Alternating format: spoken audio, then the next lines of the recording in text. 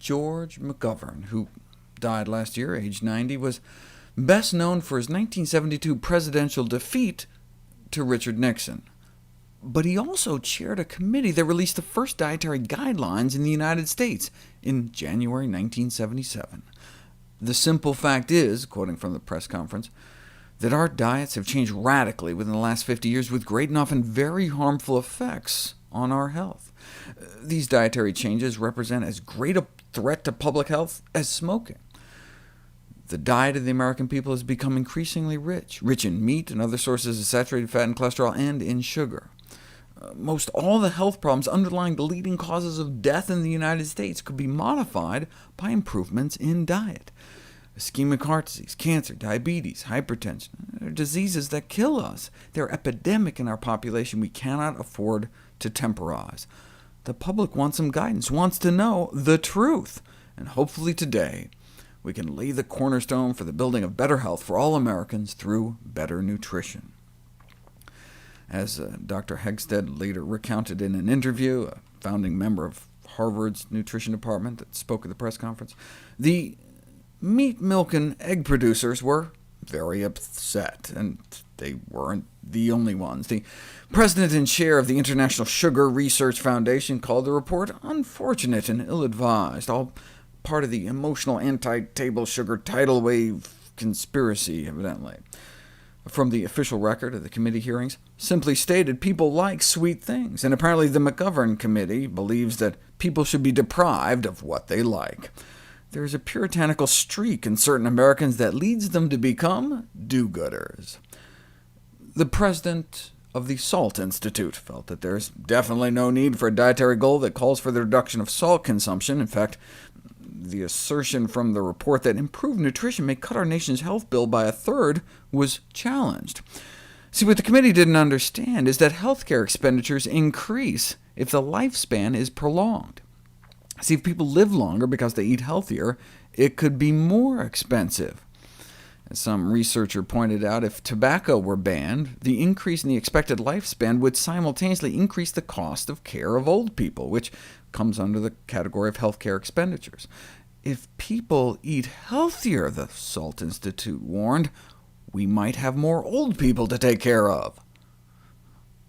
The National Dairy Council likewise recommended the dietary goals be withdrawn and reformulated to have the endorsement of the food industry. You know, as soon as Haagen-Dazs says they're OK, then go for it.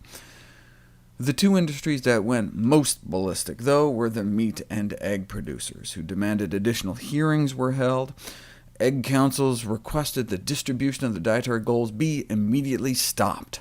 The frightening development, as far as the egg industry was concerned, is that the advocates of a modified low-cholesterol diet now have the credibility and prestige of the U.S. Senate.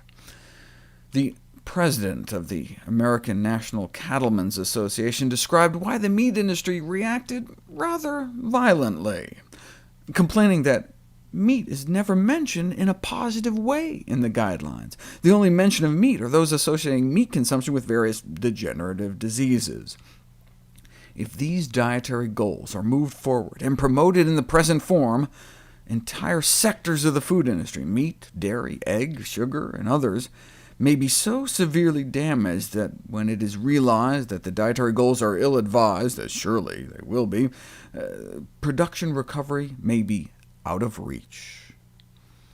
Thus, guided by my conscience as the president of the National Livestock and Meat Board, I am certain that actions of the animal industries to ensure Americans are properly fed with abundant meat and other animal foods is an honorable and morally correct diet course. The meat industry recommended the committee withdraw the dietary guidelines and issue a corrected report. They especially didn't like guideline number 2, to decrease meat consumption to lower saturated fat intake. Senator Dole, Kansas Senator Dole, offered to have that amended from decrease meat consumption to instead increase consumption of lean meat. Would that taste better to you? He asked the president of the Cattlemen's Association, who replied, "Decrease is a bad word, Senator." So what happened? By the end of the year, a revised version of the dietary goals was released. Indeed, the guidelines was changed from decrease meat consumption to choose meat, poultry, and fish, which will reduce saturated fat intake. That wasn't enough for the meat industry, though. They wanted the whole Committee on Nutrition eliminated completely, and its functions turned over to the Agriculture Committee.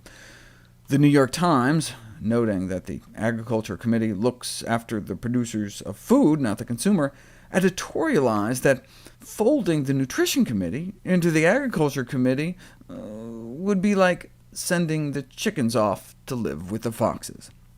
And that's what happened.